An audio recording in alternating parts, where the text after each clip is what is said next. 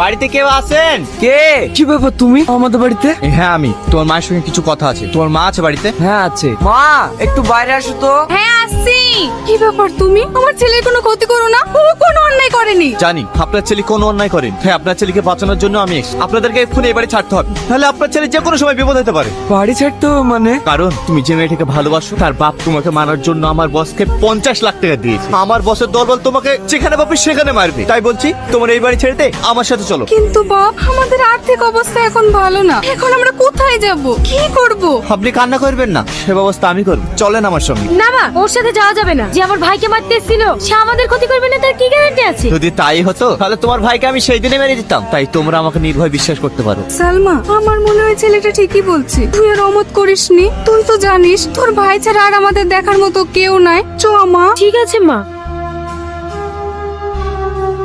বাপসু আজ আমি রান্না করতে পারিনি, মধু গ্যাস ফুরিয়ে গেছে তো। তার জন্য আমি খাবার নিয়ে এসেছি। এইলেন, আমি এখন কাজে যাচ্ছি, কাজ থেকে ফেরার পথে আমি গ্যাস সিলিন্ডার নিয়ে আসবো। ঠিক আছে বাপ। মা খাবারটা চেক করে খায়ো, বিষ মিশানো থাকতে পারে। এই বুড়ি কি বলতে বল কথা বলছি রে। হ্যাঁ আমি ঠিকই বলছি, এইসব মানুষকে বিশ্বাস নাই, স্বার্থের জন্য এরা সবকিছু করতে পারে।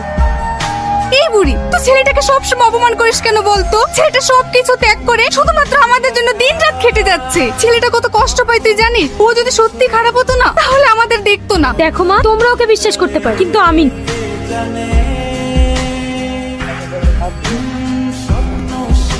কি ব্যাপার, তুমি এখানে এসছো কেন? আমি আপনার জন্য খাবার নিয়ে এসেছি। তুমি আমার কষ্ট করে আমার জন্য খাবার নিয়ে আসতে গেলে কেন? আমি তো হোটেলেই খাই। বাইরের খাবার ভালো না, প্রতিদিন বাইরের খাবার খেলে পেটে অসুখ হবে। আজকের পর থেকে আমি আপনার জন্য খাবার নিয়ে আসবো। না না, তোমাকে কষ্ট করে খাবার নিয়ে আসতে হবে না। তো রাস্তাঘাটে তুমি এত দূর আসো, যদি কিছু হয়ে যায়। আপনার আমাকে নিয়ে ভাবতে হবে না, আমার সব অভ্যাস আছে। ওসব বাদ দেন, আমি আপনাকে খাইয়ে দিচ্ছি।